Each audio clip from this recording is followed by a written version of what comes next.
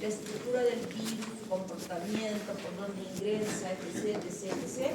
Ahora empezamos a estudiar ya los virus, empezando con el papoavirus, que es un virus importante porque se transmite sexualmente y va a ser incluida en la exposición que ustedes van a tener.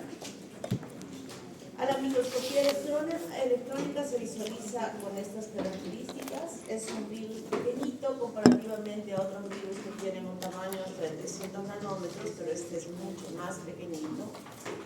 El genoma es DNA, no tiene cubierta y la cápside es ciclosaédrica.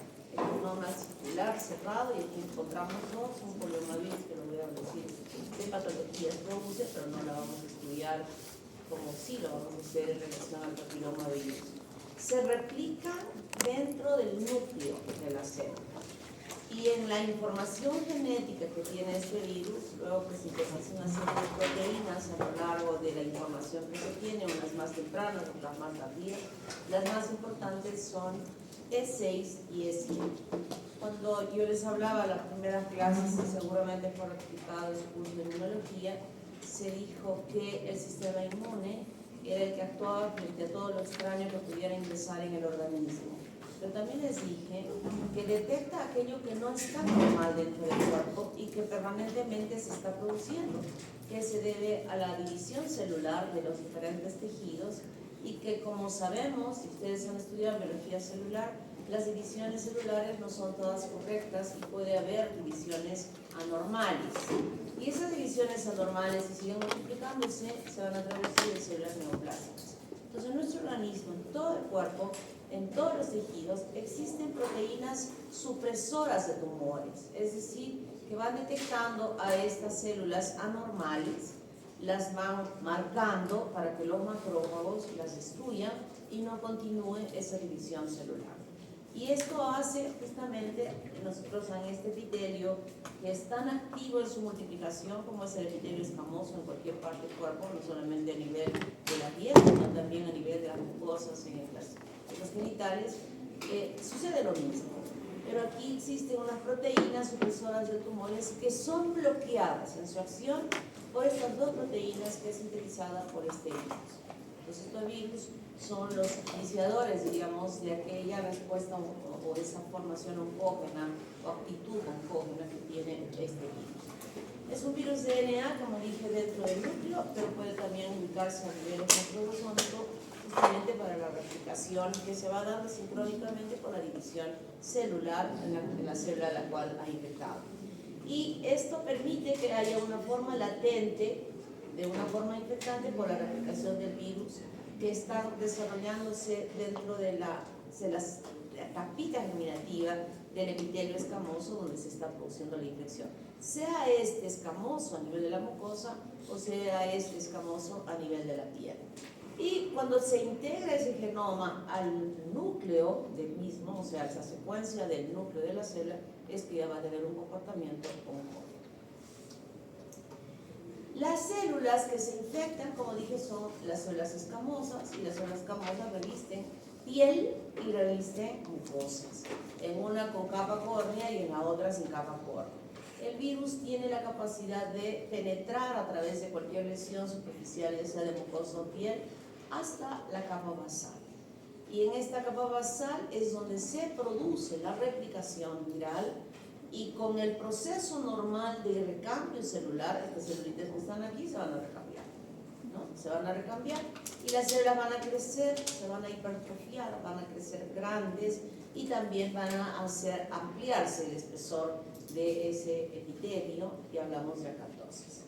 Como digo, estoy hablando de piel y estoy hablando de mucosa. Y este virus no es que solamente ocasiona el cáncer uterino, sino es responsable de la producción de todas las verrugas que ustedes conocen y que crecen sobre la superficie de la piel. Entonces es el mismo virus, pero de un tipo diferente. Existen muchísimos serotipos en relación a este virus que tiene ese rol. Entonces, como dije, hay una pequeña lesión, ya sea mucosa o piel, que permite el ingreso del virus hasta la capa basal. Y es en esta capa basal donde se va a producir la replicación viral, la formación de los nuevos viriones, inicialmente infectando a la célula, que por el mismo recambio celular van a ir ascendiendo hacia la superficie. Y la infección celular se va a traducir con la formación de los coliocitos, de esas células que han visto ya en la práctica esta semana, que son células que no son afectadas en su núcleo, pero sí se nota que alrededor de él existe una vacuola de diferentes tamaños. Habrán visto unos chiquititos, delgaditos, en algunos casi todo el citoplasma se observa esta vacuola. Eso significa, cuando nosotros observamos estas células, solamente podemos decir estas células están infectadas con el papilomavirus. Ahí no hablamos de displasia, ni nada, ni ningún cambio que pudiera o que va a ocasionar ese virus posteriormente, ¿no? Entonces, este cambio que se va dando se llega a liberar externamente.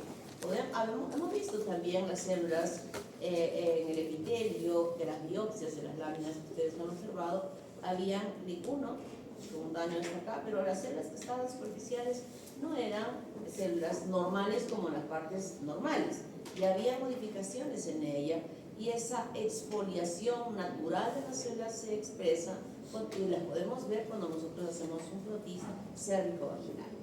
Como dije, hay muchos tipos. Empezaremos de aquí abajo.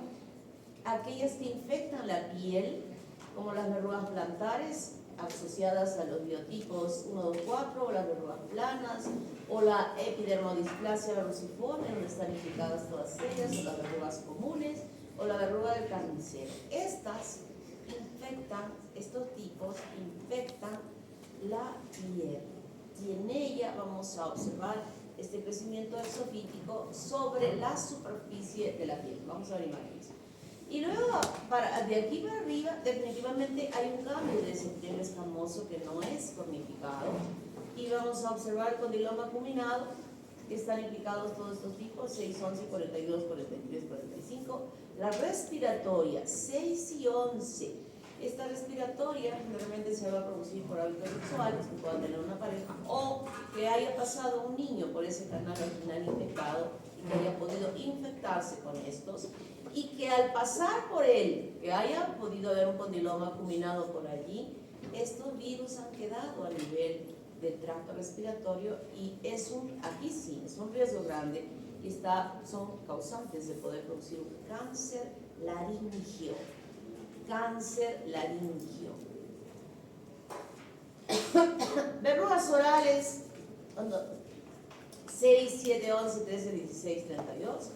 Posibles carcinógenos, probables carcinógenos y otros, y aquí dice riesgo muy alto.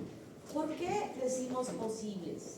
Porque en las piezas operatorias que se han realizado de operaciones de personas, mujeres con cáncer de cuello uterino, y se ha estudiado en relación a poder tipificar el tipo de este virus, en piezas operatorias con cáncer se han encontrado estas. Un caso, 2 casos, 3 casos, 4 casos, 5 casos, y esos 5 casos ya van sumando. Encontramos una pieza operatoria con cáncer con el tipo 81. ¿Estuvo asociada a otras? No, estaba solito. ¿Cuántos casos? Casi poquititos, pero ya hubo, o sea, ya estuvo presente ese tipo. Entonces, cuando decimos que la vacuna cubre, protege contra 9 tipos, cuando son muchísimos más, está cubriendo para todos. ¿La vacuna cubre para todos los tipos? No cubre. Eso se los tenemos que decir a los mocosos. Se los tenemos que decir. Sí existe una vacuna que cubre 9, pero son 50. Van a pegar todos estos números así. Invéntense más números, sean ciertos, para espantarlos. Pero miren, cuida a estos 9, pero miren los posibles que puedan haber. Y todos se transmiten por relación sexual. Entonces el hecho de que estés vacunado no te libera a poder tener una relación abierta con la posibilidad de que te puedas infectar. El mensaje es muy claro para estos chicos. Nuestro objetivo es espantarlos de todas las formas posibles. Entonces, cuando hablábamos del cuadro clínico en relación justamente al poliomavirus, produce una leucoencefalopatía multifocal progresiva, que no es muy común, pero puede darse. Y produce las verrugas planas, las verrugas plantares, el condiloma acuminado. Ya habíamos conocido un condiloma plano, ¿no? Este es el acuminado. Neoplasias intracervicales o carcinoma cervical. Y estas son las verrugas. Ojo, existen unas lesiones que aparecen en las personas mayores en la parte del cuello y del pecho, que son unos crecimientos de piel como verrugas. ¿Quién no conoce una verruga? ¿Verdad? En la mano, ¿quién nunca ha visto una verruga? Todos hemos visto. Y tal vez alguno de ustedes lo ha tenido en algún momento. Sí, porque se puede transmitir, se puede infectar a uno con esta verruga. Y entonces, estas lesiones que vayan a su casa y van a revisar el cuello, el pecho a su abuelito o a su abuelita, y van a ver un crecimiento de un tejido que tiene la piel, o sea, la parte superficial de esta pequeña tumoración chiquitita, o es un poquito más grande, es lisa, totalmente lisa, es como una extensión de la piel. Y eso es un papiloma. La verruga no tiene la superficie lisa, sino tiene rugosa, áspera. En las mucosas puede no ser tan clara, pero cuando hablo de la piel es diferente. Ahí sí es muy lisa y acá sí se ve este condiloma combinado como un polígono, ¿no? Estas verrugas que nosotros observamos son de superficie irregular, muy irregular. En cambio la otra es lisa y son pequeñitas y son más larguitas. Estas se extienden un poco más en el diámetro de adherencia hacia la piel. Puede haber en el labio, en la mano, en las mucosas, en la laringe. Cuando nosotros encontramos una verruga en la laringe, eso tiene que operarse lo más prontamente posible, porque definitivamente si se deja puede generar un cáncer de laringe. Verrugas, para quienes nunca hayan visto, que no lo creo, condiloma, condiloma, condiloma, condiloma. Entonces, estas lesiones son muy características y ahora estamos entendiendo que están asociadas a un virus, que es el virus del papiloma. El diagnóstico, creo que lo de la piel es muy claro, que mucha gente ni siquiera va a hacerse un diagnóstico, sino ya a tratarse con el médico, con el dermatólogo, que es el especialista en la piel, para que le diga qué cosa puede hacer para que desaparezca su verruga. Si en la mano están ahí, qué vergüenza que aparezca una verruga, o sea, horrible, ¿verdad? O en la cara, imagínense, o sea, no es nada estético que alguien tenga, entonces se recurre al dermatólogo para que él pueda emplear el tratamiento que corresponda en ese momento. Pero lo que más nos preocupa no es tanto esa verruga, que es de características benignas. Esas verrugas de la piel nunca van a degenerar a cáncer, nunca. La que sí nos preocupa son aquellos serotipos que infectan mucosas y específicamente aquellos que habíamos mencionado, que tienen mayor afinidad a que se desarrolle el cáncer. Y para ello, lo primero que hacemos es este examen del frotis cérvico-vaginal con la coloración de Papa Nicolau, que nos va a permitir observar, la coloración de Papa Nicolau es una coloración que se emplea para diagnosticar células neoplásicas en fluidos. O sea, esto no es exclusivo para decir que solo es para el cuello del útero, no. La coloración de Papa Nicolau la puedo usar yo, por ejemplo, en un líquido cefalorraquídeo, si es que sospecho que hay una tumoración a nivel cerebral. ¿Está claro?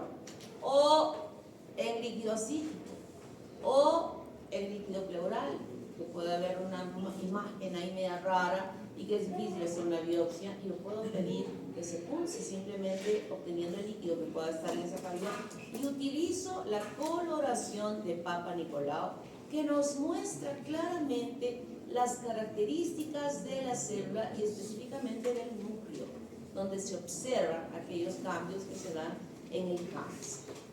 Entonces, esta coloración se emplea para este frotis cérvico-vaginal que se hace en las mujeres, que se deben hacer las mujeres desde al año siguiente de haber tenido su primera relación sexual, independientemente de la edad que haya tenido. 12, 13, 13, 14, 14, 15, 15, 16, por favor, ese es otro mensaje que quiero que les metan ahí en el cerebro a estas niñas que van a hablar. Y no, que esto no se quede con las niñas. Hablen con sus compañeras del colegio que se reúnen alguna vez para conversar de cómo les está yendo. Hablen en su entorno de primas en la casa. Hoy aprendí esto y se nos ha dicho esto. Así es que pueden ir a la posta. Si les da roche ir a la posta, pueden ir a un consultorio particular que les va a costar como 300 o 400, incluida el estudio del patólogo. Bien malos somos cuando cobramos. Pero háganlo. Y háganlo, porque miren, este año no lo voy a hacer, pero los años anteriores yo les hacía que les aumentaba puntajes a aquellas personas que me traían estudios de Papa Nicolau, de gente joven, o sea, comunidad con todo, reciente, no me iba a traer de antes de 800 años, reciente, y me traían por cada uno, yo les daba un puntaje. Y andaban convenciendo a sus compañeras del colegio para que se hicieran el examen. Ese no lo hemos hecho, pero recién lo he recordado, no me acordaba que habíamos hecho eso, pero ya no hay tiempo para poder hacer esto. Lo que sí van a tener son 0.2 de la vacuna, que ya les ha debido decir también la doctora Narendra. 0.2 de más en la tercera fase de aquella estudiante que presente su cartilla de vacunación contra la hepatitis B con la primera y segunda dosis. No hay, lamentablemente, aquí en la universidad, no lo han podido conseguir, pero en todas las postas hay. Mi amigo Matías ya se ha vacunado, no sé en qué posta, y ya tiene las dos dosis. Que la escuchaba lo que he dicho en algún momento obedientemente, pero como él es el único obediente que hay en esta clase.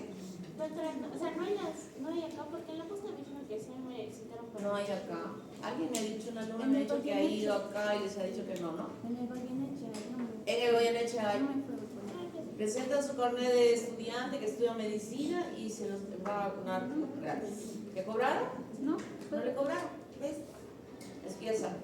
Y no es porque quiero, porque primero que quiero que se protejan. Segundo, porque es requisito para que vayan a clínicas. Si no tienen eso, no hay carnet del Seguro Social para ustedes, porque eso es lo que tenemos que presentar. Por si acaso. O sea, no es que estoy diciendo porque claro, me interesa que no se vayan a ¿no? Es peligroso. Entonces, ese es el mensaje que quiero que les den a las chicas. Y les decía del caso de una chica que me dijo, doctora, mi amiga, una compañera del colegio, me ha traído esto. Nitos.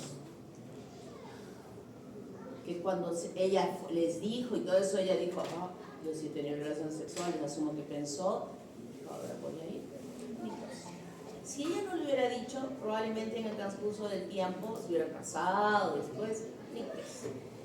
Cáncer de cuello. Es que no estoy diciendo cosas que no son ciertas. Acaban de presentarme ayer en uno de los casos que me presentaron. ¿Cuántos años tenía Matías? No sé si fue en tu grupo, 22 años, con cáncer de cuello uterino, o en el otro grupo. Jovencitas. ¿Cuándo se infectó? ¿A los 20? ¿A los 18? ¿A los 16? Esa chica se ha infectado siquiera a los 13 años, porque tiene que pasar un tiempo para que llegue hasta ese punto.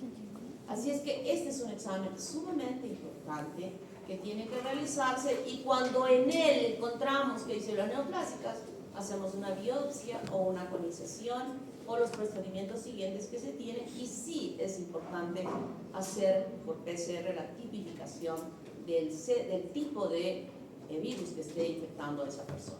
Es muy importante porque de esa manera veremos, ¿son de los más agresivos o menos agresivos o cómo es, para poder monitorear a esa mujer a lo largo del tiempo posterior? Ojo, el virus no solamente tiene una afinidad y un tropismo por la partecita del cuello del útero, el lugar donde empieza, pero en las paredes de la vagina, ¿por qué no? Allí también se infecta.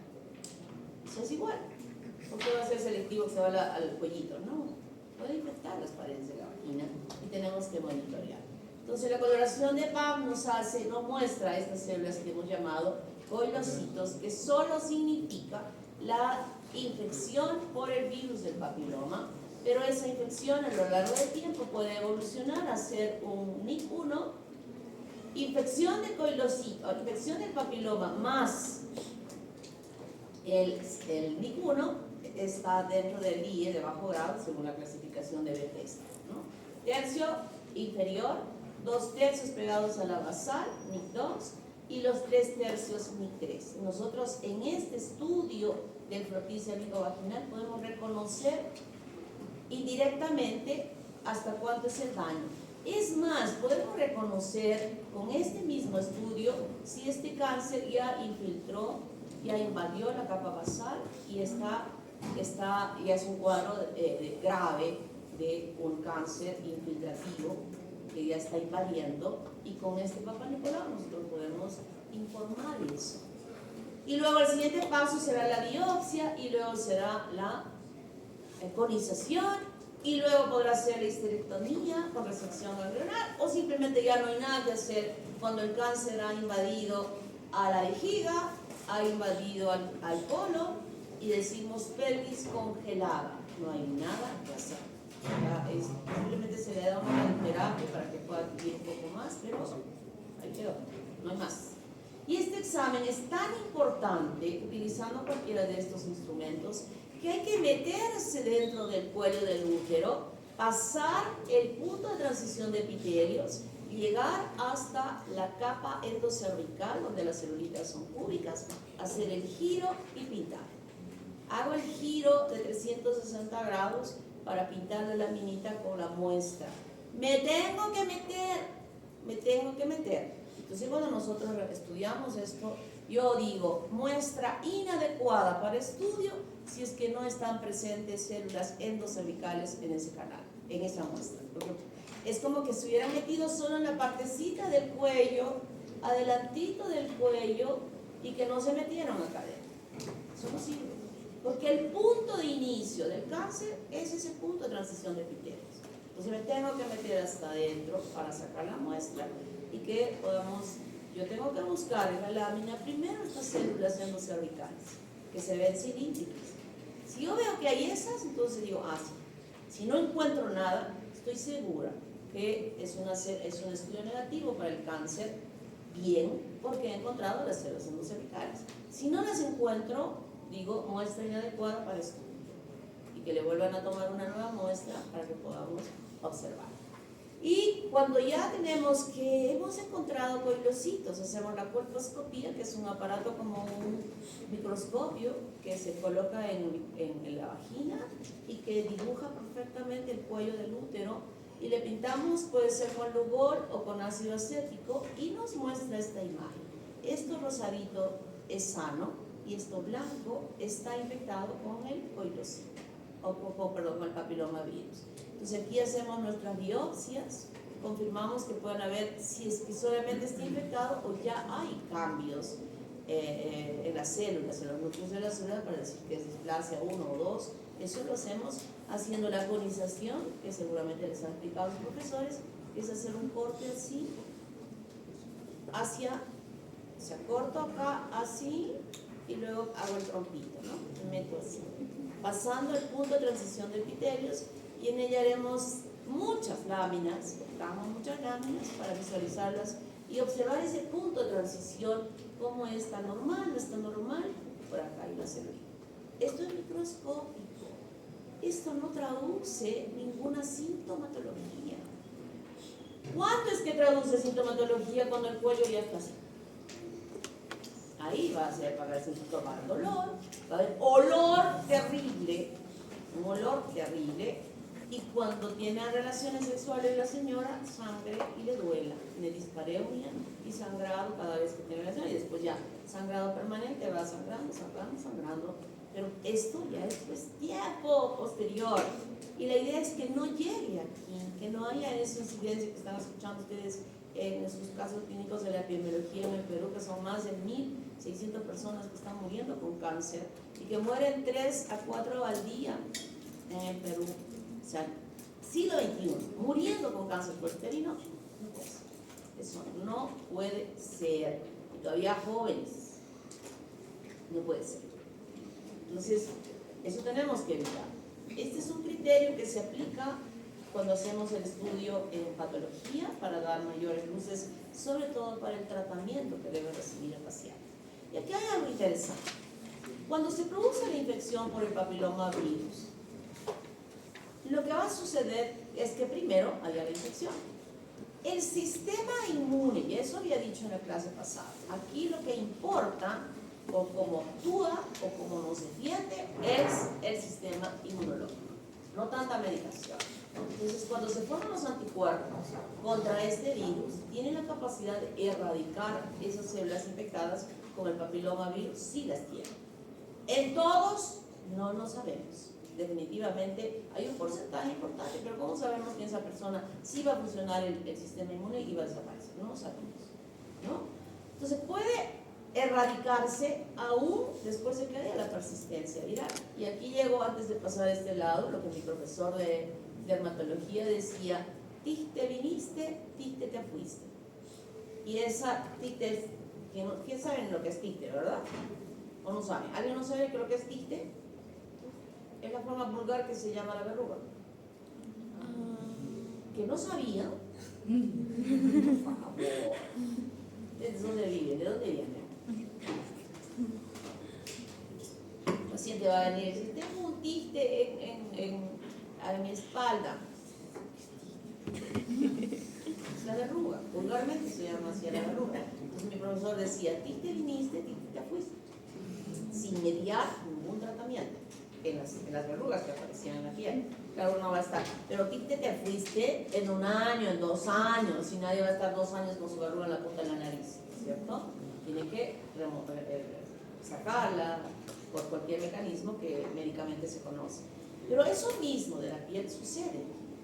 Puede suceder aquí, cuando estamos hablando ya a nivel de la infección en el cuello del útero. Puede erradicarse, desaparecer, pero evolucionar también a ser un IE de bajo grado con ese cambio del NIC1 a la infección, o el IE de alto grado que incluye el NIC2 y el NIC3, y avanzar a ser carcinoma in situ o carcinoma invasivo, donde habíamos visto que al integrarse el virus, ahora las proteínas supresoras de tumores, la P53 y el rinoblastoma, son bloqueadas en su funcionamiento correcto por las proteínas E6 y E7 que producen este virus, impidiendo que puedan eliminarse las células y evolucionar a ser un cáncer in situ o un cáncer invasivo en el transcurso del tiempo. Esto no es exacto.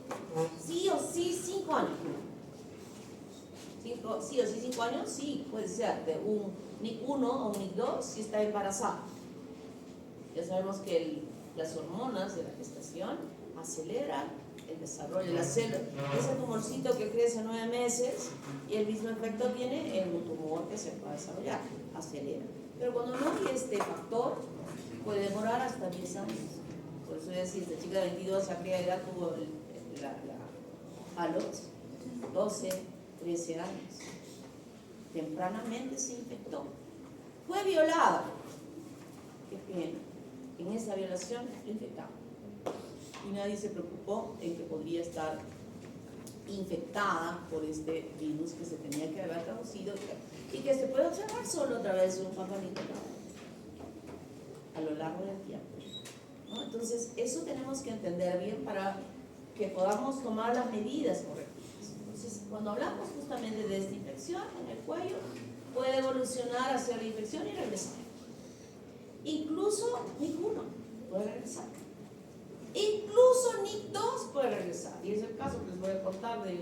Recuerdo que en patología, cuando estaba haciendo la especialidad, un médico vino muy molesto, un ginecólogo, de que por qué nos habíamos equivocado en hacer el estudio. Decimos, ¿pero por qué? ¿Cómo es eso?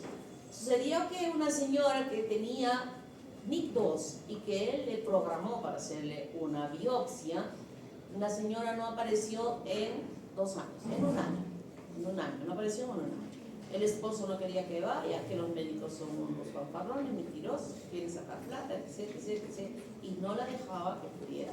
Pero en el cerebro de la señora estaba que el médico le dijo: señora, tiene usted una lesión que puede volverse cáncer, y lo tumbaba en su cabeza.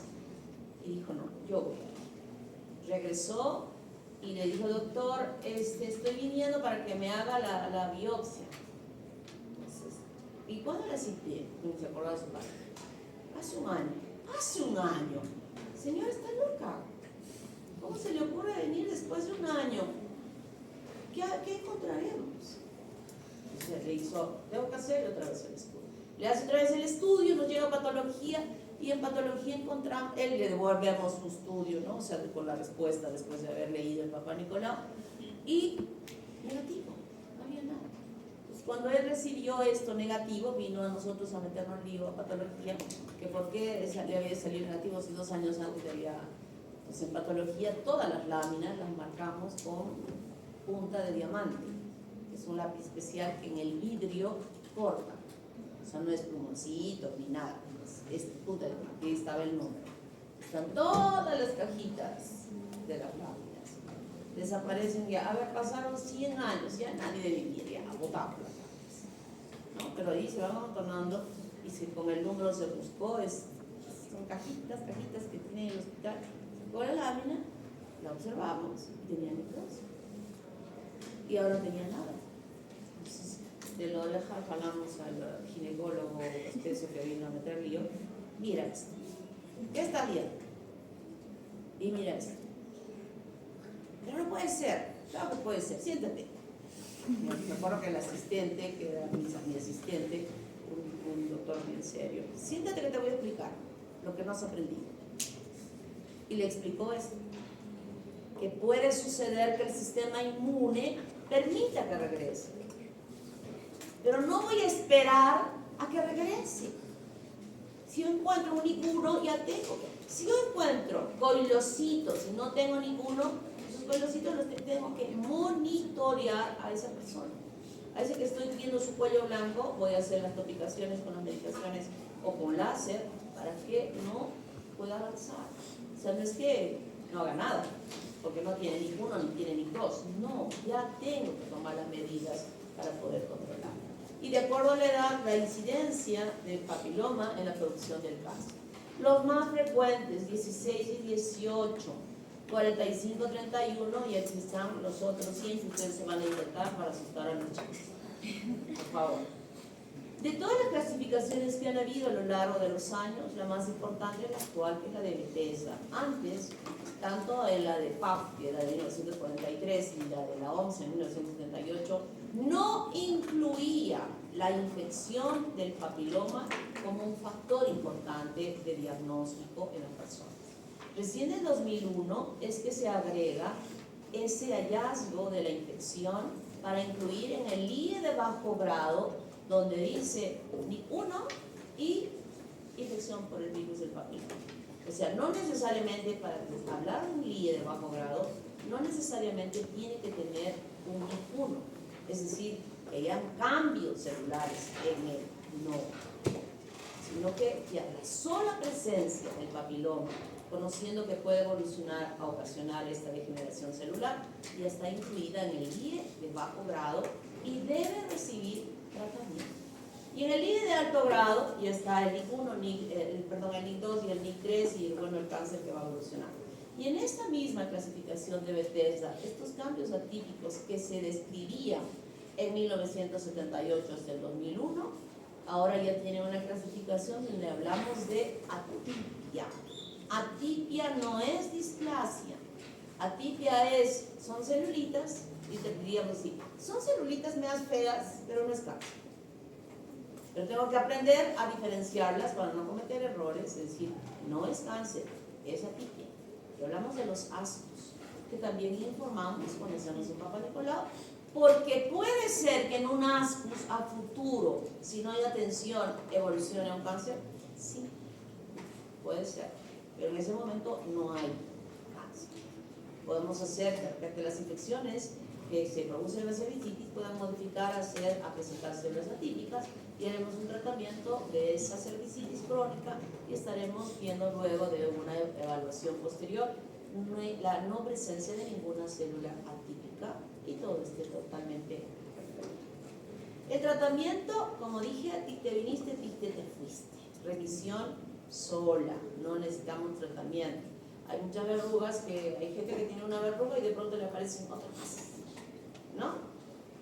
Y esconde sus brazos, su mano, ay, me salió otra, ¿y qué hago? Y mira, ponte, calienta un grano de sal, estos que vienen en granos, al fuego, y te lo pones sobre la verruga. Unos gritos espantosos, nada. Ponte plátano caliente que lo vas a poner al fuego, un pedazo de la cáscara del plátano. ¿No has escuchado? Bueno, ¿no has escuchado esto? Le estoy diciendo las cosas que viene el paciente a decir, los que han hecho.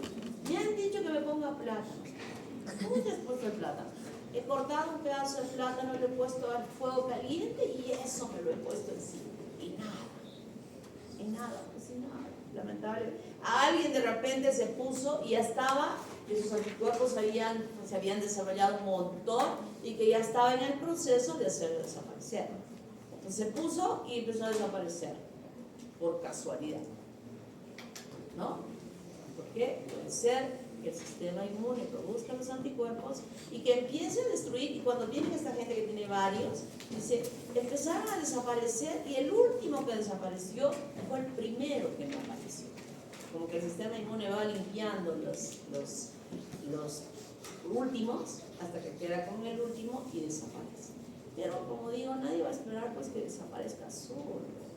Me dice una verruga como la bruja Hermelinda, que había antes una revista de chistes. Tenía la bruja acá en la punta de la nariz, una verrugota enorme. Nadie va a tener eso. Y para eso está el ácido salicílico, o la podafilina, o el glutaraldehído al 10%, o el citrofluoracilo, o también se puede usar la crioterapia o la cauterización. Y la conización con láser, esto que había dicho de sacar un bronquito, se utiliza el láser, y se utiliza el láser también para poder disparar contra esas áreas blancas que se ven con el ácido acético, que nos evidencian la parte dañada. Y en la prevención, al principio solo se creó la Cervarix para 16 y 18, que eran las más identificadas en las piezas operatorias de cáncer. Luego el Gardasil, que eran para 4, y se sumó el 6, el 11, el 16 y 18, fundamentalmente también para evitar el condiloma acuminado, que es una lesión nada grata. Y el Gardasil 9, monovalente, pero aquí solo hay 9. Y como ustedes van a poner hasta 100, van a decir, miren, solo protege 9, no contra todas estas. Y algo crearemos de responsabilidad en quienes nos escuchan. ¿Alguna pregunta? Hasta aquí. Ninguna pregunta.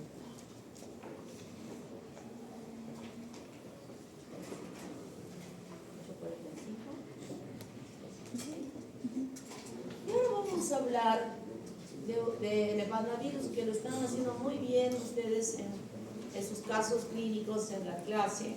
Me gusta mucho, ayer estaba muy contenta con las presentaciones de los chicos. Espero que esas presentaciones se hayan grabado bien en sus cerebros para el examen. Esperemos. ¿No? Y es que es algo que tienen que saber, o sea, y hacer eso con todo lo que tienen. Pero yo no he estudiado. ¿Qué he estudiado? He estado calificando sus exámenes de mudos, estoy poniendo ceros. ¿Qué ha pasado? De pronto estaba yo contenta porque dije, estaba estudiando. Y la de mudo, 0. 0 puntos. Han respondido 2 preguntitas. Las respuestas que les he dicho, escriban clarito, letras horribles, y han escrito, no sé qué, en una de las estas les he puesto citoquímico de la meningitis tuberculosa. Y me han puesto proteínas altas, glucosa baja, leucocitos altos. ¡Qué chiste! Pero si es igualito que con eso me están diciendo como que fuera igualito una meningitis, germes comunes. Aquí se necesitan valores que diferencien entre uno y otro. 0. 32 años enseñando y me van a querer chamullar. Por favor. Tienen que pensar antes de querer chamullar. ¿No? Es difícil que me quieran chamullar. ya estoy ya muy experimentada por el chamullo. Así que chicos, estudien, ¿eh? Esas notas bajas de esto no me ha hecho sentir bien, porque yo dije, ahora sí, como he visto que han hecho bien sus semanales, ahora van a contestar y bien, todo bien, o sea que sí han estudiado lo que les he dicho que estudiar. No lo han hecho. Muy pocos han respondido bien todo. Qué pena. Hepataviridae es un virus que pertenece a esta familia, el virus de la hepatitis B, que tiene, también es chiquitito, E de hepático, ADN de ADN, que es el genoma, y viridae, ¿no? Para que no se confundan. Este sí tiene cubierta lipídica, pero no hay un género, no hay género que no establezca a uno, pero sí se conoce que está aquí el hepatitis B. Esta es la imagen que se tiene de este virus a la microscopía electrónica y podemos ver desde 100 nanómetros de esta distancia acá, esta es la chiquita, por eso es pequeñita como vemos. Ya se observa estas dos, miren, estas dos formas circulares, una central y otra externa, que es la característica del virus en cuanto a su estructura. Y esa estructura nos muestra externamente al antígeno de superficie, que son proteínas que se ubican externamente en la conformación del virión. Por dentro está el core, que es otra secuencia de proteínas que protegen al genoma internamente, que es circular, y también está la enzima de RNA polimerasa, que ya está elaborada y que va a quedar incluida cuando se conforme el virión antes de ser eliminado. Y genómicamente está dispuesta en esa información del genoma de ADN, que está aquí, la síntesis del core, la síntesis del antígeno de superficie, que inicialmente primero forma un PS1 y luego un PS2 para formar ya el antígeno de superficie final. Y también está el gen de la polimerasa, que está aquí. Entonces todas estas, es circular, pero una de ellas es parcial. No es completa, como una copia completa al genoma de DNA principal que tiene este virus, en aquella información importante de la síntesis de todas las proteínas que conforman toda esta estructura del virus. Eso es importante. Y entonces cuando hablamos de estas proteínas que están conformando la estructura del virus, son proteínas antigénicas. Se comportan como antígenos que van a estimular la formación de anticuerpos. Y en este caso tenemos que interpretarlos a todos los que conforman a este virus. ¿Para qué? ¿Qué razón? ¿Quiénes estaban ahí? ¿Qué han desaparecido? Ahorita voy a ir a la lista. Miren a ver ese huecazo. Había huecazo antes. Estaba así vacío. Así completamente vacío. Había gente. Se los pongo. Entonces, estas proteínas que conforman la estructura del virus son muy importantes porque la identificación de ellas laboratorialmente, nosotros las interpretamos frente a situaciones de esa infección y cómo va a producir esa infección el daño en ese organismo. Entonces tenemos no simplemente es que estén, sino cómo las interpretamos, la presencia de ellas cuando nosotros investigamos en el laboratorio. Y tenemos el GNS, que es responsable de la síntesis del antígeno de superficie. Y la presencia, la búsqueda, el hallazgo del antígeno de superficie en el suelo de un paciente, nosotros interpretamos como que esa persona está teniendo un cuadro agudo, un cuadro clínico agudo, se está desarrollando la enfermedad con todas las manifestaciones que se puedan dar, y o es portador. Es decir, que no tiene la enfermedad, pero sí tiene el virus, que no se está evidenciando el cuadro clínico, pero es portador, o sea, tiene el virus, y puede ser infectante, y puede estar transmitiendo la infección del virus. Eso significa el tener el antígeno de superficie. Igual, el antígeno, yo había dicho que había dos previos a la formación del definitivo, pero usualmente estos dos no los solicitamos. O sea, esto están, pueden producir, pero este es el que nos importa a nosotros más. y evaluamos la producción de anticuerpos contra ese virus y la interpretación de la presencia de estos anticuerpos frente al antígeno de superficie. Nosotros interpretamos como que hay una muy buena evolución. Y esto es bueno, porque nosotros tenemos que evaluar eso. ¿Frente a qué cuadro clínico estamos nosotros? Frente a una hepatitis fulminante. ¿Cómo saldría entre estos dos estudios una hepatitis fulminante? Sin anticuerpos. Levante la mano. Yo tengo un cuadro clínico de un paciente que tiene 5.600 de TGO, 6.500 de TGP. Y tiene proteínas 4 y tiene la bilirrubina 11 total, con 10 de directa y 1 de indirecta. Y quiero saber, ¿este paciente se va a morir o va a poder recuperarse? ¿Cómo podría ser la valoración de esto? Solo con esos dos exámenes.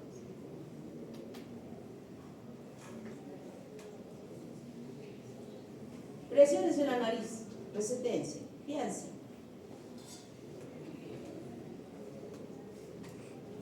Pues está clarito. Matías, a ver, por favor, contesta.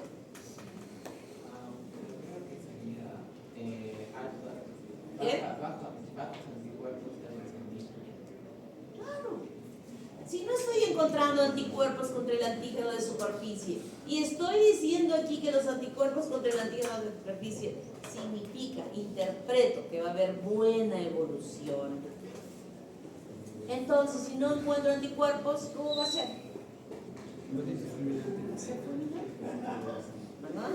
Va a ser fulminante. Eso es lo que nosotros tenemos que aprender a interpretar los resultados para poder saber frente a qué paciente a quién me estoy enfrentando. Y el gen C, que es el que va a sintetizar el antígeno del core, traduce el antígeno del core, que es muy infectivo, o sea que está desarrollando un cuadro que tiene una gran transmisibilidad, que puede estar transmitiendo fácilmente o que va a poder transmitir fácilmente. ¿Y qué significa? Que si nosotros encontramos, aquí sí, diferenciamos los anticuerpos, si son IgM o si son IgG. Si es IgM, estamos frente a un cuadro agudo. Pero si es que esto es negativo y encontramos IgG positivo, encontramos que es contacto. O sea, que puede transmitir la infección, que está sano, pero que está en la cronicidad. Evalúa o interpreta como una manifestación de una persona que tiene al virus y que está en un estadio de cronicidad y que tiene toda la capacidad de infectar a una persona. Y el antígeno E, que es un fragmento del core, igualmente traduce. Y el hallazgo de él, muy buena evolución. Si no encuentro anticuerpos contra el E, fulminante. Igual que en el caso del antígeno, el anticuerpo contra el antígeno superficie. Entonces esto es importante valorar. Y en el tamizaje de la sangre que se pide en el banco de sangre, hay dos exámenes que se incluyen. Una, antígeno de superficie, y otra, IgG contra el core. Entonces todas las muestras de sangre que se reciben en el laboratorio tienen que demostrar que aquí esas dos están negativas para poder transfundir esa sangre a otra persona. ¿Está claro? Y entonces nosotros tenemos aquí el virus que ha ingresado, ha tenido su receptor específico, ha ingresado aquí, empiezan a replicarse los viriones, se produce la replicación. ¿Qué podemos observar en este primer punto? Antígeno E, y también encontramos por PCR el genoma del virus. Esos son los hallazgos que podemos tener. Luego ya esa presencia del virus dentro del citoplasma del hepatocito va a estimular, lo hemos dicho, creo que lo he dicho, si no lo he dicho lo digo ahora, en la destrucción de la célula del hepatocito no se atribuye a el virus. O sea, no es el virus que esté dañando el hepatocito, sino es la respuesta inmune del organismo que trata de eliminar a ese virus que está dentro del citoplasma, y los linfocitos T citotóxicos atacan a ese hepatocito destruyéndolo. O sea, es el sistema inmune en una respuesta equivocada, alterada, quien destruye al hepatocito. Y esto sucede no solamente en el caso de la hepatitis B, sino en todos los casos de hepatitis viral que puedan estar presentes. Y cuando esta célula se destruye, todas aquellas enzimas que normalmente existen en esa célula y que cumplen funciones específicas, ustedes saben que el hígado es un órgano tan bueno, tan noble en todas sus funciones, que todas esas enzimas que están dentro del citoplasma son liberadas externamente. Y entonces encontramos en el suelo del paciente las enzimas TGO, TGE, TGP, gamma-glutamil transpeptidasa, fosfatasa alcalina. Las bilirubinas que deberían estar ahí bien metiditas para ser eliminadas ahora son liberadas. Las proteínas que normalmente debieran estar sintetizándose en esas células no se sintetizan y disminuyen en su concentración. Las proteínas de la coagulación que son importantes para que haya coagulación, que se sintetizan en el hígado, no se sintetizan, y entonces va a ir. Hay diferentes pruebas que se llaman hepatograma, que nosotros solicitamos en el laboratorio para que nos informen sobre cómo está este hepatograma, ¿no? Todas las que yo he mencionado corresponden a un hepatograma sencillo, pero que nos ayuda a que nosotros podamos distinguir. Y en lo de la coagulación es difícil poder observar a todas las proteínas. Valoramos, ¿qué valoramos? Tiempo de protrombina, y específicamente el INR, que nos va a dar luces de cuánto es el daño de ese hígado frente a la infección. Y cuando hablamos ya de la integración, es que se integró al genoma, y aquí va a cumplir con ese rol de la transformación que va a evolucionar al cáncer, al hepatocarcinoma, y posterior a haberse producido una cirrosis hepática. ¿A quiénes encontramos aquí? A anticuerpos contra el core y también DNA. Entonces, la evolución de la infección, una persona que puede infectarse por relaciones sexuales, por transfusión sanguínea, que ya es muy difícil bajo estos dos exámenes que se hace al donante, por el uso del piercing, por el uso de tatuajes, ¿qué más? Por haber ido a un odontólogo que no esteriliza correctamente sus instrumentos, porque a través de la sangre se puede pasar la transmisión.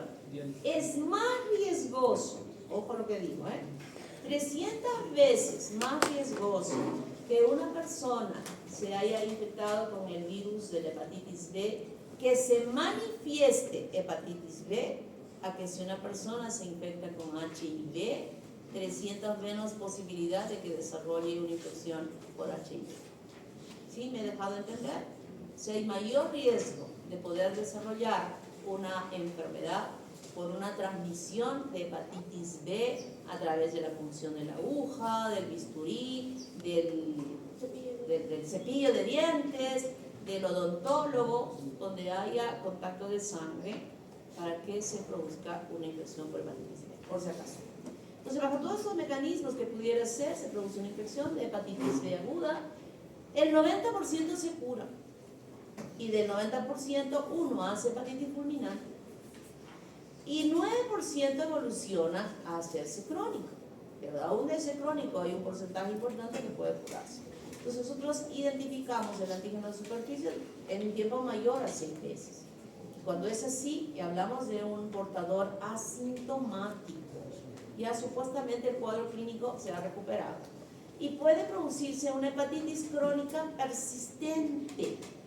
Y las hepatitis crónicas persistentes muchas veces no se manifiestan sinopatología hepática, sino otras, como por ejemplo una enfermedad de poliarteritis o nodosa o la glomerulonefritis. Y puede ser una hepatitis crónica activa, donde esto es lo que queremos saber cuando viene un paciente al hospital con un cuadro clínico de hepatitis. es su primera vez, pues estamos viendo que ya está en la cronicidad y se está realizando. ¿Qué examen puedo pedir a este paciente que viene a emergencia y que no sabemos, y el mismo no sabe? ¿Es la primera vez o ya es un crónico que se está realizando? ¿Qué examen le podría pedir? IgG. IgG de core tendrá uno que está en su primera vez. No. Muy bien. Eso es lo que debe tener. Y aquí evoluciona a ser cirrosis o el hepatocarcinoma, pero también puede ser este cuadro. Pero ahora les digo algo bien importante. No necesariamente, ojito, no necesariamente una persona que ha ido acá ha hecho esto. Puede no haber hecho esto, es decir, sí infectarse, para que tenga duda de infectarse, sí infectarse, y se ha ido por acá. Sin hacer el cuadro clínico agudo, se ha venido acá y se ha venido acá. O a un cáncer. Y les cuento de un caso de un joven como de unos 28, 30 años, que llegó a la clínica, que lo habían encontrado en el piso, desmayado y con sangre en el piso y con huellas de sangre en la boca. Inmediatamente se le tomó una hemoglobina, se le puso vía, se recuperó y 30 años. Y le dolía, sí, me quemaba el estómago, endoscopía. Y la endoscopía, entró el endoscopio y en el esófago plantado. ¿Por qué? Porque se evidenciaba la presencia de varices esofágicas. Sistema de hipertensión portal.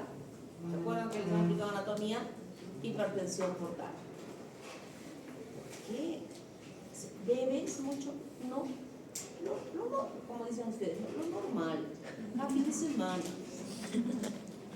Pero él dijo lo normal una vez al mes, pero no era pues una razón para que tuviera eso, ¿no? Porque ese que va a tener así no va a ser, ese ya es un alcohólico que debe estar todos los días. ¿Tomas alguna medicación? No tomo ninguna medicación. Que podríamos pensar que podría haber ocasionado un daño hepático que puede llevar a la cirrosis. Las medicaciones pueden ser tan hepatotóxicas que pueden llevar a un hígado a la cirrosis. Y así se fue investigando y nada. ¿Alguna vez te pusiste amarillo? No, yo siempre soy una persona sana. Sed de hepatitis B. O sea que esto, digo, no necesariamente debe haber un cuadro clínico agudo para pensar que en el virus de la hepatitis B pueda no llegar a ser una manifestación crónica. Puede ser.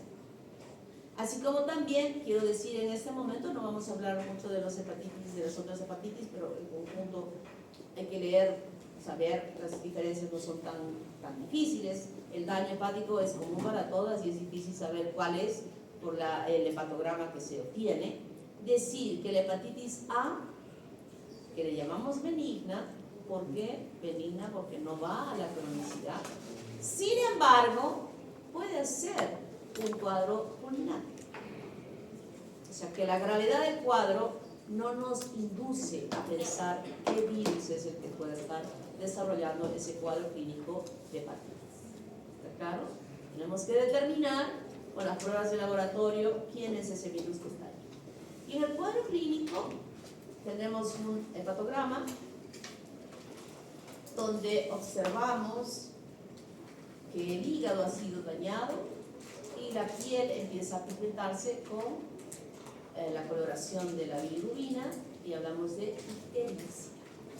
Ictericia que se ve en la piel, pero uno de los lugares mejores para poder observar en los diferentes tonos de piel que pueda haber es la conjuntiva. En todas las razas siempre va a ser blanca. Entonces aquí es una forma de poder determinar si una persona tiene ictericia o no. La orina es colúrica. no de este color, porque esta ya no es normal por la espuma que tiene, y estamos hablando de proteinuria, que hay un daño renal, ¿verdad? Esto lo he puesto más para una coloración de que parece un té cargado la orina. Y las heces son blancas, o sea, hay azul.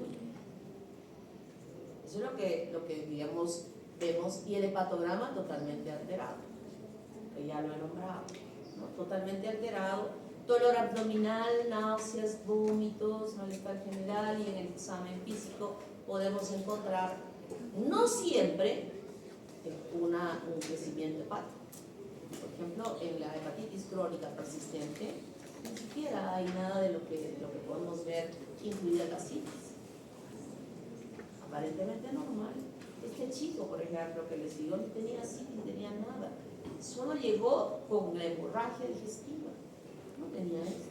No fue un proceso que él pudiera haber estado observando de cambios en su organismo, y estaba con cirrosis. Jovencísimo, con cirrosis. Era soltero, me acuerdo, porque le dijeron, ¿y tu pareja? Para ver si le había infectado. No, yo soy soltero. ¿Pero tienes novia? No tengo novia, pero tengo 30 años, imagínense, profesional. ¿Cuántas parejas habrá tenido? ¿Cuántas habrá infectado con este cuadro? ¿Cómo se llama esto? Cabeza de medusa, ¿no? Se produce por la hipertensión portal, donde ustedes anatómicamente saben de dónde han venido estos vasos acá. ¿Por qué estos vasos están crecidos? ¿Cuál es esa derivación que ha podido tratar de escapar, de pasar normalmente por el hígado en el sistema porta, y que ahora ya no lo puede hacer? ¿Cómo se llaman esos vasos? Voy a preguntarles. Eso es, yo estoy segura que el doctor Vargas o el doctor Percy les han dicho.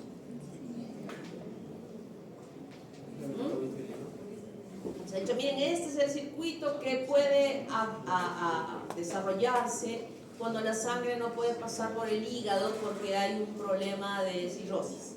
Entonces la sangre, en vez de ir por la vena porta, se viene por acá, por acá, por acá, por acá, y se observa en la piel. O puede formar las varices esofágicas. ¿Sí, no? ¿Les han dicho? Las venas umbilicales. Hay venas umbilicales. Los vasos epigástricos. Los vasos epigástricos pueden ser parte de, pero hay otros vasos más que van a participar en derivar esta sangre, que no puede pasar, y el hígado no permite pasar, ¿no?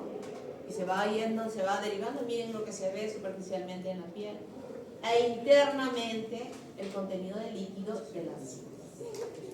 Vean, eso que les estoy diciendo ahorita, que les estoy preguntando, pregunta, ¿se cura en las visitas de 30 personas en el hospital general? ¿Van a quedar mal? De no responder. ¡Qué vergüenza! ¡Qué vergüenza! Y entonces nosotros tenemos esta secuencia de indicadores serológicos de una infección aguda por hepatitis B con recuperación. Cuando hemos dicho recuperación, van a haber anticuerpos contra el core, M y G, que nos dicen, bien, hay recuperación, el antígeno está presente, el antígeno de superficie está presente, y también se van a formar esos anticuerpos contra el antígeno de superficie. Bien, evolución buena. Curación, no va a ir a la cronicidad. ¿Y he dicho? ¿Qué porcentaje se cura? Un 90%. 90%. Y en la progresión serológica, pero de un curso crónico, ¿quién va a estar siempre? Él. Y también van a haber anticuerpos contra el antígeno de superficie, van a haber anticuerpos contra el core, pero que no deberían haber. Entonces siempre se va a sostener, y son estos que en el examen de donantes hay donación el 24, ¿no? ¿Cuántos van a donar?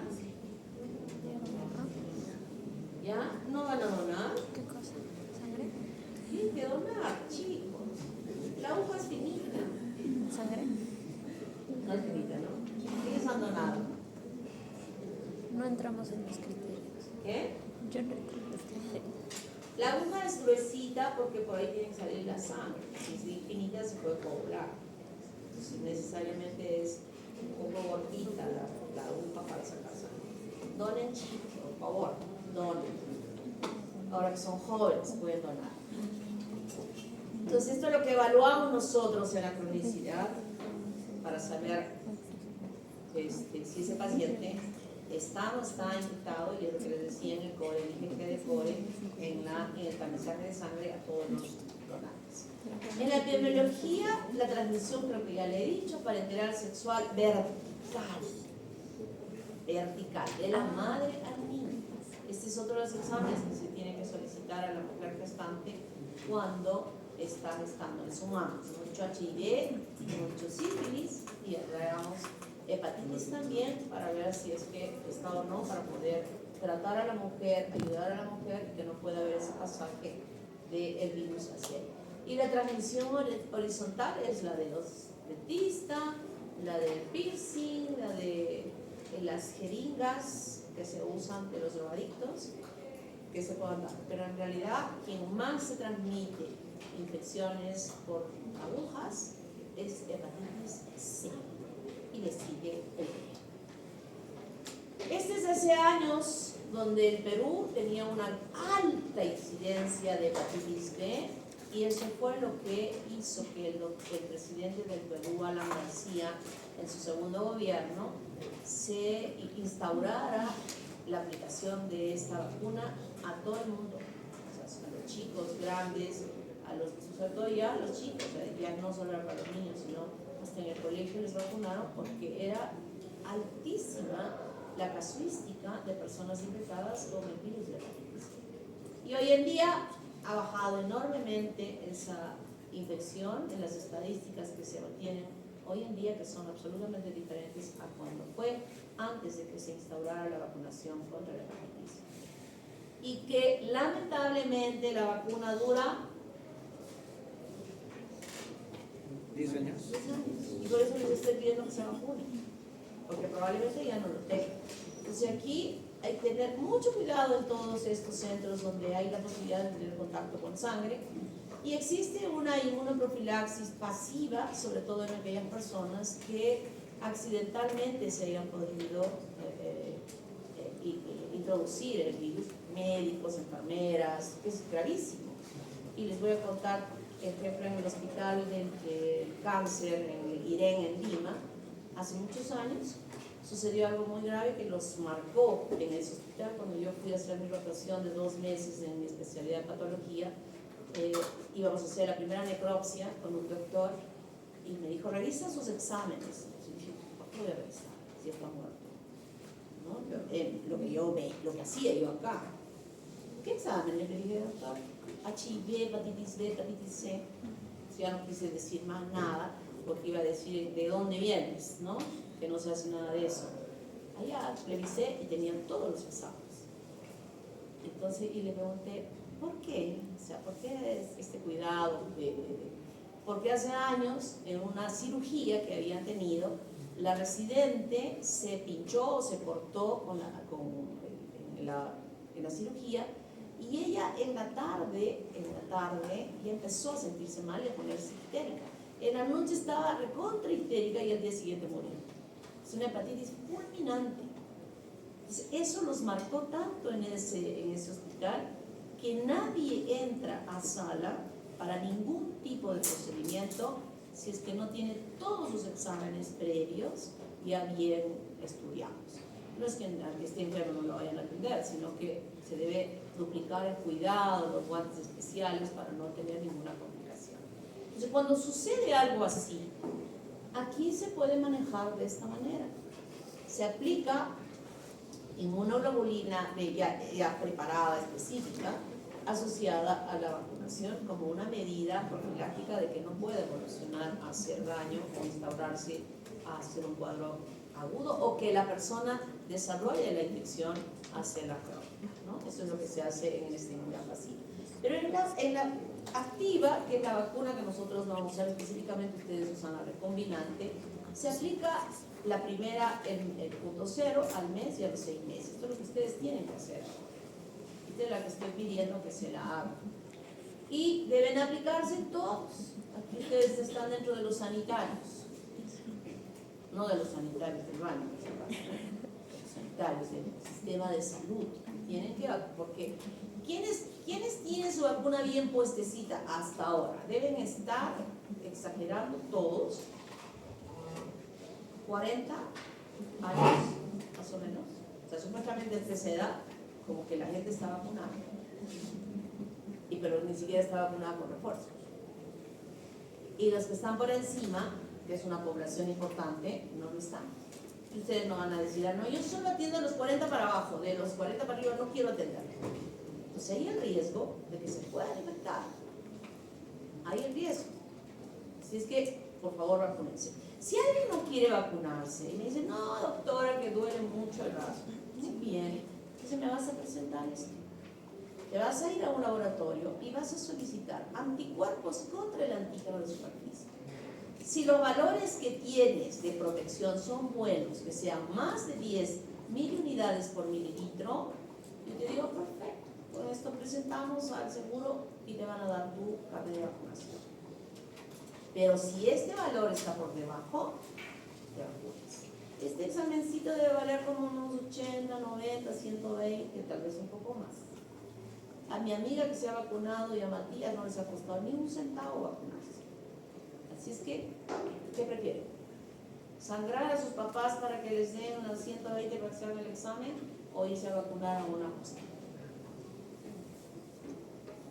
Cualquiera de las dos opciones. En ese examen había leído que en algunos casos, incluso al haberse vacunado recientemente, en algunos casos incluso haberse vacunado recientemente, los anticuerpos como que a veces desaparecen, o sea, la respuesta corporal de los anticuerpos como que a veces no se encontraba en este tipo de exámenes, a pesar de una vacunación reciente, sino que daba la... Tienen que encontrarse.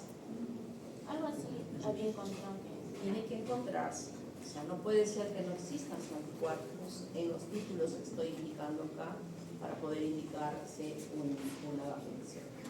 No pueden esconderse. No pueden esconderse.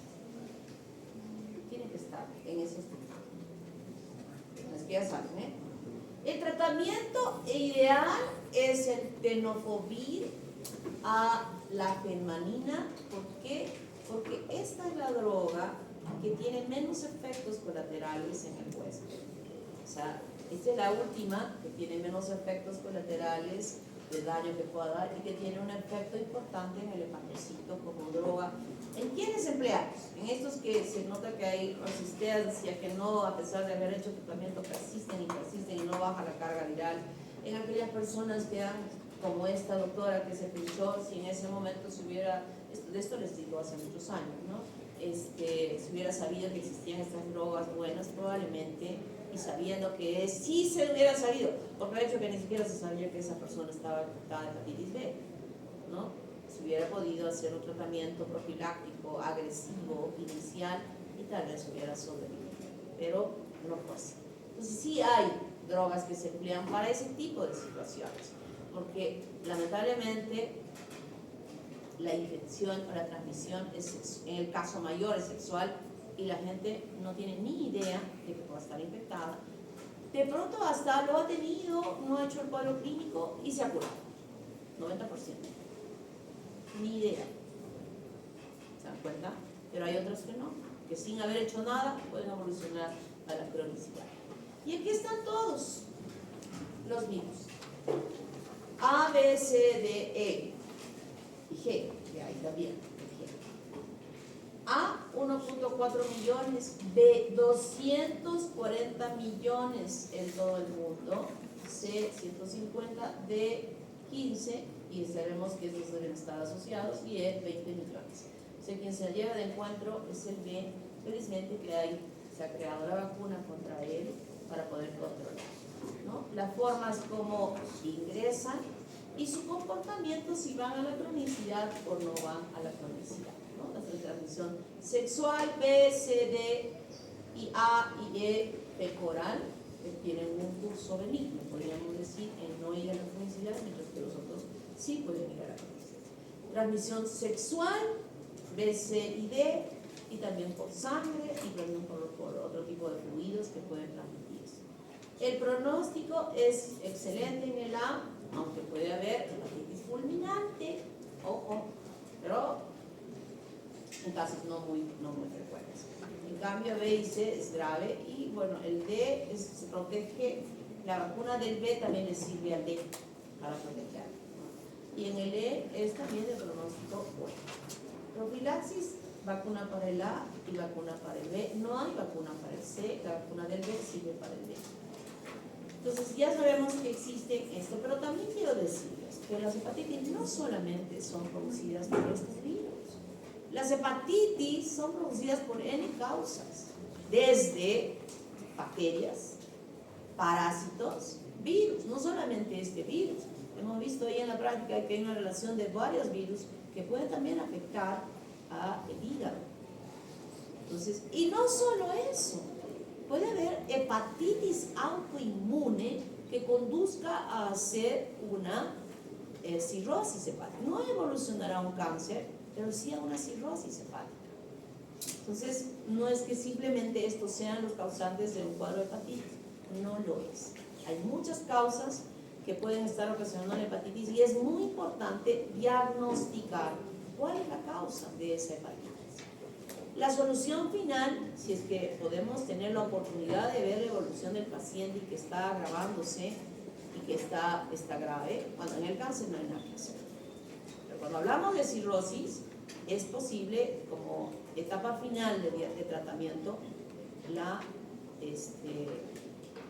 iba a decir prótesis, el trasplante hepático, ¿no? Esa sería la solución para los otros tipos, pero cuando ya se da el cáncer, allí no hay nada que hacer. ¿Preguntas? Ninguna.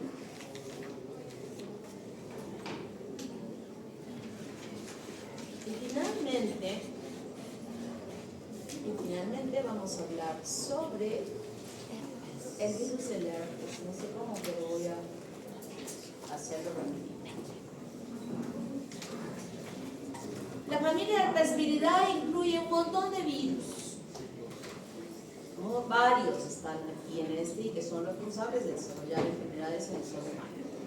Aquí es más grande, el virión mide hasta 200 nanómetros, su ácido es citosaédrica, su genoma es DNA, como ya estuvimos hablando, y tiene doble tía, o sea, es bicatenal. Y las proteínas, hay más de 35 proteínas en el virión, y como son diversos, tienen diversos receptores que pueden agregarse, y uno de ellos, por ejemplo, es el proteoglucano, que va a acoplarse al heparansulfato. Se replican en el núcleo y tienen la envoltura, porque este es un virus que tiene envoltura, van a gemar desde la membrana nuclear, que es quien le va a dar de las células que infectan, que pueden ser células nerviosas ganglionares, como también pueden ser linfocitos. Aquí hay una variedad de células que se infectan con estos virus y que, cuando habíamos hablado al principio, que se producían infecciones latentes, recurrentes, ¿se acuerdan que hablamos? Este es el grupo de virus que presentan este tipo de características. Y entonces establece infecciones latentes y persistentes en forma indefinida y se reactivan con frecuencia en personas inmunodeprimidas. Y la inmunodepresión no solamente está asociada a que uno esté mal con un HIV, el estado emocional, la alimentación, y otro tipo de las infecciones con otros virus también, o con otro tipo de enfermedades, deprimen el sistema inmunológico y cualquiera de estas situaciones puede permitir que se puedan producir las manifestaciones de las enfermedades. Este tiene varias subfamilias, alfa herpes viridae. Aquí está el virus del herpes simple como género, y le llamamos nosotros el virus simple 1 y 2. Antes se decía que el 1 se ubicaba de la cintura para arriba y el 2 de la cintura para abajo. Hoy en día encontramos el 2 arriba y el 1 abajo, o sea que ya esa denominación no tiene ninguna validez. Y se van a producir infecciones primarias y en la cronicidad infecciones latentes o persistentes. ¿Cuáles son las infecciones primarias? La gingivoestomatitis, que es una inflamación que se produce en la boca de los niños chiquititos. Ya he dicho el otro día. ¿Dónde se le besa al niño? En la cabeza, ni en la cabeza, en la espalda y el popó. Ese es el lugar. Porque esta infección ha sido desarrollada por el besito que le dieron algunos en la boca, pues de mamá, papá, o quien esté en su entorno que le haya dado un besito en la manito, un besito en su piececito. No, el niño es como el mono, jala su mano, chupa, jala su pie, chupa, y de esa manera se infecta y puede desarrollar estas lesiones a nivel de la boca de ese pobre niño, que vamos a hablar en la siguiente fase sobre otra infección que se produce en la boca, que es la gingivoestomatitis candidiásica. Se le conocemos dos tipos de gingivoestomatitis. Una, que el niño llora y no quiere chupar, no quiere succionar y le duele. La mamá no puede ni abrir la boca y el pediatra es el especialista en abrir y le importa, porque de a solo ver va a decir, esta es una gingivoestomatitis herpética y debo tratar de esta manera, o es una gingivoestomatitis micótica, candidiásica. O sea, al abrir la boquita se ve que toda la superficie de la lengua y del paladar tiene como unos puntitos rojitos, o sea, como que fuera granulitos rojos en toda esa superficie. Si fuese candidiásica, sería como una nata de leche que estuviera cubriendo toda la cavidad de la boca. El tratamiento es diferente, ¿no? Entonces, esto asociado al 1, la faringitis 1 y 2, igual es una faringitis totalmente roja. Este tipo de infecciones que estoy denominando usualmente se ven más en los niños. Infecciones oculares más el 1 que el 2, infecciones cutáneas, vamos a ver las imágenes luego, el 1 o el 2, depende del lugar. Infecciones por herpes genital, más el 2 que el 1. Infecciones por herpes congénito, más el 2 que el 1, porque puede pasar por un canal vaginal infectado. Encefalitis, más el 1 que el 2. E infección herpética diseminada, que es muy grave en los niños, más el 1 que el 2. Y cuando hablamos de las infecciones latentes o persistentes, ¿qué aparece? No aparece, a ningún adulto le va a aparecer una gingivoestomatitis, le aparece el herpes labial. ¿Dónde se alojó el virus? Cuando hablamos de esta parte de la cabeza, en un ganglio, en una célula nerviosa ganglionar del ganglio del trigémino. Y de ahí es que sale cuando baja el sistema inmune y aparecen estas lesiones que pueden ser en la boca, que pueden ser en el ojo, que pueden ser en la piel, no solo acá, sino en la cara.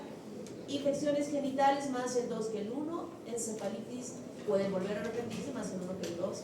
E infección herpética diseminada, más el 1 que el 2. Generalmente en los niños. O esta infección herpética puede darse en pacientes que tienen SIDA. Cuando el sistema inmune está tan mal que como tiene ahí el virus dentro de él, puede producirse. En esta misma subfamilia está el virus del herpes 2, perdón, el virus del herpes B, también se llama simiano, o el virus del herpes cercopitecino 1. Como primaria, mielitis y encefalitis hemorrágica con afectación de múltiples órganos. No se ve aquí en América, se ve en el África, y no se sabe cuál es la manifestación futura, diríamos, de ella.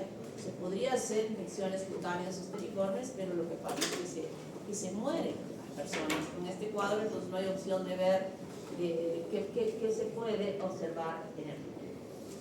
Luego tenemos a la varicelovirus, que es el virus de la varicela zoster o virus del herpes humano 3, que la primera vez que le da es la varicela. Ahorita vamos a ver cómo son las lesiones de la varicela. Todos ustedes, ¿quiénes han tenido varicela? Levanten la mano. Les doy la mala noticia que pueden tener herpes zoster en el futuro. ¿Cómo vamos a evitar ese herpes zoster? Vacunándose. Hay una vacuna que la dan, sé que la hace ROE, sé que la hacen en la clínica de Arequipa, y de esa manera se puede evitar que en el futuro, cuando sean mayores, pueda darles esta que es muy grave. Herpes labial. Pequeñas vesiculitas que aparecen en los bordes de los labios, inicialmente con escozor, luego con dolor las pequeñas vesiculitas confluyen, se hace como una ampollita, se seca, se cae la costra y otra vez y queda ahí como una úlcera, se seca y va pasando tiempo, una semana, 10 días, puede ser 15 días con esta lesión a nivel de la boca. Ese es el herpes labial, herpes. Y no solamente a nivel de la boca, sino también puede ser dentro de la mucosa o cutánea en la piel.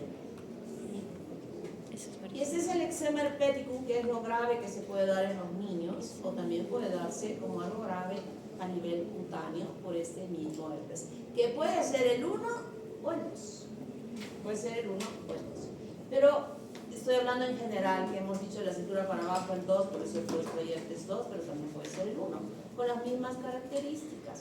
Lesiones vesiculares que luego confluyen y forman estas úlceras, como se ve a nivel del perineo en la mujer o en el ano en el caso de algunos homosexuales, ¿no? Estas son las lesiones que podemos observar nosotros, que se pueden visualizar de esta manera, pero lo importante es que nos pueda decir el paciente, porque muchas veces ya viene con las úlceras, cómo empezó.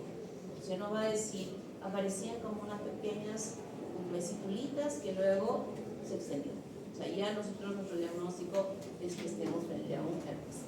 La varicela, esta que muchos de ustedes tuvieron, que es una erupción que nos muestra simultáneamente diferentes tipos de lesiones a nivel de la piel. Máculas, pápulas, vesículas y costras. Pero no todas en un mismo tiempo. O sea, lo que quiero decir, que no todas las lesiones inicialmente son máculas, ni todas las lesiones luego evolucionan a pápulas y luego no. Pueden estar apareciendo unas máculas y otras ya estén formando la costra. O sea, es en distintos momentos que se va a dar estas lesiones que producen mucho prurito y que hay un riesgo grande. Por el mismo prurito, los niños se rascan y al rascarse con sus manos que están contaminadas, provocar infecciones agregadas que pueden dejar lesiones gravísimas, que hasta se pueden caer. O sea, se hacen úlceras grandes por la infección, ¿no? Entonces tenemos máculas, pápulas, vesículas y costras que se dan. En los chicos, cuando ustedes fueron chiquitos, pero me parece extraño que este año no haya habido alguien en el curso de microbiología en este semestre que tenga varicela.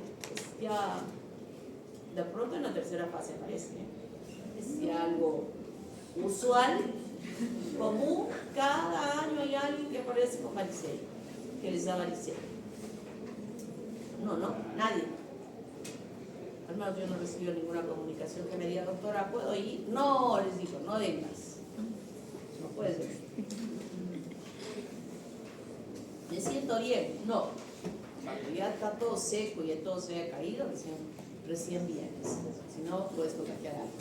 Y en ese caso, los niños, o sea, es el escozor, es la molestia y todo eso, pero el problema es cuando ya están los adultos por las complicaciones que puedan haber respiratorias o neurológicas que se dan en los adultos. No es tan sencillo como se puede dar en los niños. Y la varicela zoster, esto que les va a dar si no me hacen caso de vacunarse para que no les dé, ojito, esa vacuna es un poco cara, pero va a evitar que pueda suceder esto. La aparición en el dermátomo correspondiente al ganglio donde estuvo alojado el virus, aparecen estas vesículas que se extienden así, miren aquí por ejemplo, un dermátomo. El paciente empieza a sentir calor, ardor y la erupción de estas vesículas en un área determinada. Calor, ardor, dolor terrible, que no solamente es en el cuerpo, sino también puede ser incluso a nivel de las mucosas, si es que es el ganglio trigémino, el que esté comprometido, puede comprometer además todo esto. Bien, luego que se cura, que podemos usar, les había dicho, podemos usar la ciclovir, que se usa la ciclovir, todas estas lesiones en 2-3 días seca. Pero lo malo es que deja una neuritis. Y en esta área donde el paciente ya ni siquiera tiene la huella de las lesiones, el paciente siente dolor, ardor, no puede soportar ni siquiera el roce de la ropa en esa área. Es terrible. que muchas veces es tan intenso que se tienen que hacer procedimientos de poder el neurocirujano cortar la inervación sensitiva de esa área para que la persona pueda tolerar sobrevivir sin esa molestia. Es muy doloroso. La gente tiene que tomar medicaciones analgésicas para ayudarse a sentirse bien, pero es muy, muy doloroso el herpes zóster.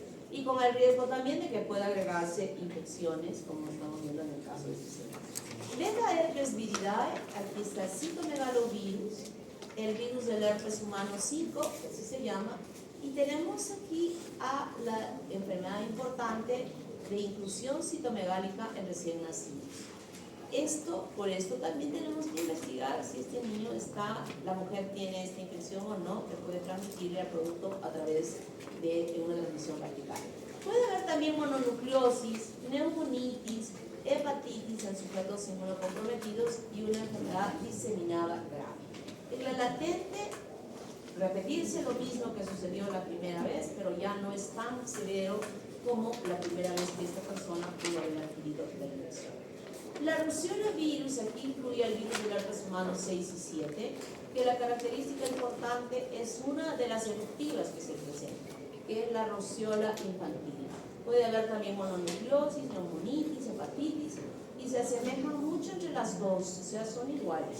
No se sabe ese niño que pudo haber tenido esta eruptiva de pequeñito, qué manifestación crónica pudiera darse en el futuro.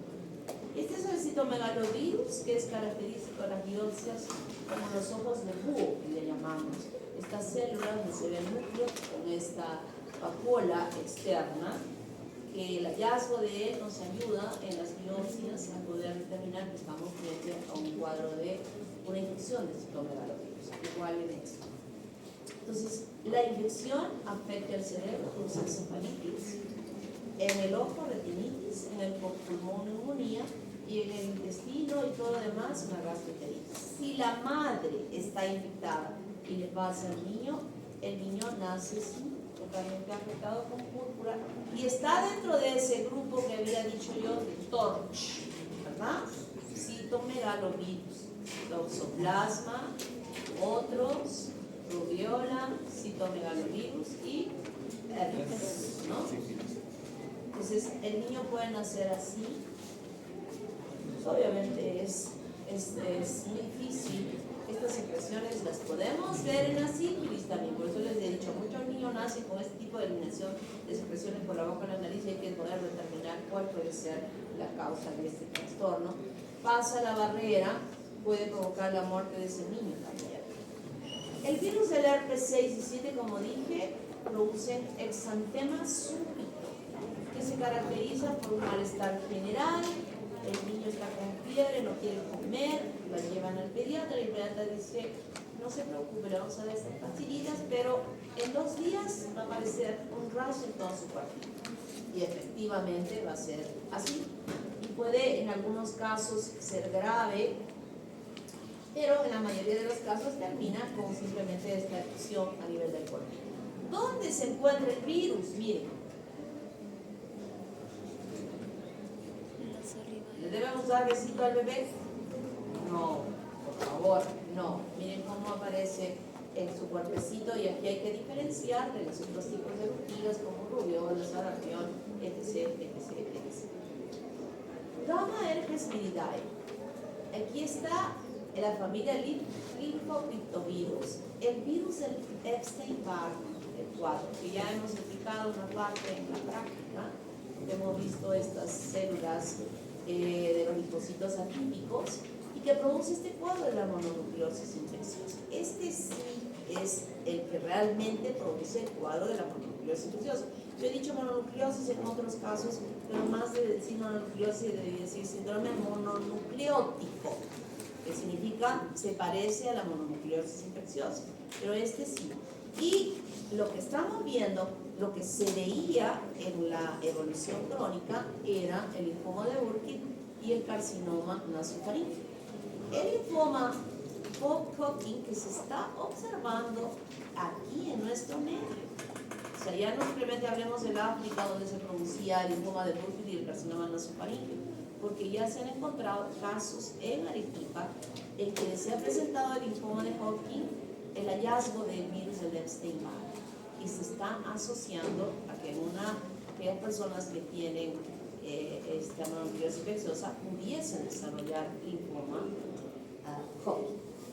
El virus del el herpes humano 8, no se conoce la familia, aquí está el sarcoma de Kaposi. No se conoce cuál sea el origen, pero sí que evoluciona a poder desarrollar el sarcoma de Kaposi o también linfoma no Hodgkin en pacientes que tienen SIDA. Ese es el virus del Epstein-Barr que produce la enfermedad del beso, que produce la enfermedad del estudiante de medicina, no sé por qué será, pero uno lo supones, que se transmite por el beso, por la saliva, está en ella, y dependiendo del inóculo, tardará el tiempo de incubación. ¿Qué siente el paciente? El paciente siente una sintomatología similar a la faringitis, pero cuando evaluamos esa faringe, no es aquella que habíamos visto con puntitos, sino se ve un pequeño recubrimiento que no pareciera difteria, no es difteria, o simplemente a veces se ve enrojecida. Parece ser que simplemente fuera una faringitis. Hay gente que le da faringitis que le duele todo el cuerpo, que no quiere ni moverse, ¿verdad? Y otras veces que sí, pero depende del estreptococo que pueda estar ocasionando también de la cepa.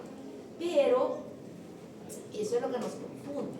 El paciente está con fiebre, decaído, puede venir a la consulta y el médico nos dice un examen de hemograma. Y en el examen de hemograma que estamos encontrando en el laboratorio, encontramos los linfocitos atípicos que el médico ni siquiera cuando nos manda el hemograma sospecha que esté frente a esta infección. Y en el laboratorio, cuando hacemos el conteo de las células, encontramos estos linfocitos atípicos que les damos la respuesta y cuando ven, recién dicen, ¡ah! Era eso, y es bueno, vienen a pedir todos los demás exámenes de polvulnel o los anticuerpos específicos que se hacen para este virus de Epstein-Barr. Puede crecer el vaso, puede haber hepatitis también, hay el riesgo de que se rompa el vaso cuando crece muy grande. Este vaso grandotote puede estar quitando las plaquetas de la circulación y poder haber trombocitopenia con sangrado e incluso anemia hemolítica. Entonces vemos una gargantita ahí que creo que se ve más bonita la que tienen en las diapositivas de la cámara, que es una bonita, y aquí tenemos los linfocitos atípicos, que cuando tenemos conocimiento incluso los podemos clasificar de acuerdo a la clasificación de Bowley para poder determinar claramente. Y en la patogenia, este virus infecta a los linfocitos B, pero ojo, no solo son los linfocitos B que se reserva el virus para poder constituir, hacer o eliminarse a través de la saliva, sino en las células epiteliales, donde está un receptor, el CD21, que puede permitir justamente que las células epiteliales sigan produciendo este virus y puedan ser liberados en la saliva y pueda hacer la transmisión de esta infección entre las personas. Otro microorganismo que se transmite por la saliva. Van a seguir tomando la bebida que les fascina de un mismo vaso. Por lo visto sí, porque nadie me ha dicho no. Entonces, en las infecciones crónicas puede producirse neumonitis, hepatitis, fatiga extrema. Esto siempre me hace recordar al tenista que para mí va a ser el mejor por los siglos de los siglos, amén. Roger Federer, que estaba 1-1 en el 1 y de pronto en un tiempo, ¿qué le pasa? Porque estaba perdiendo.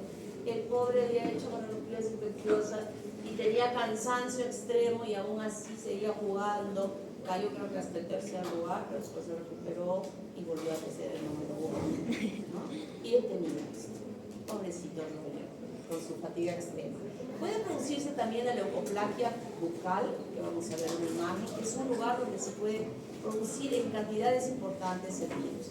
Y como dijimos en la evolución crónica, el linfoma de Burkitt, el carcinoma nosofaríngeo y otros linfomas. Y En el diagnóstico de laboratorio, lo primero que nos orienta son estos linfocitos atípicos, pero confirmamos con otro tipo de pruebas.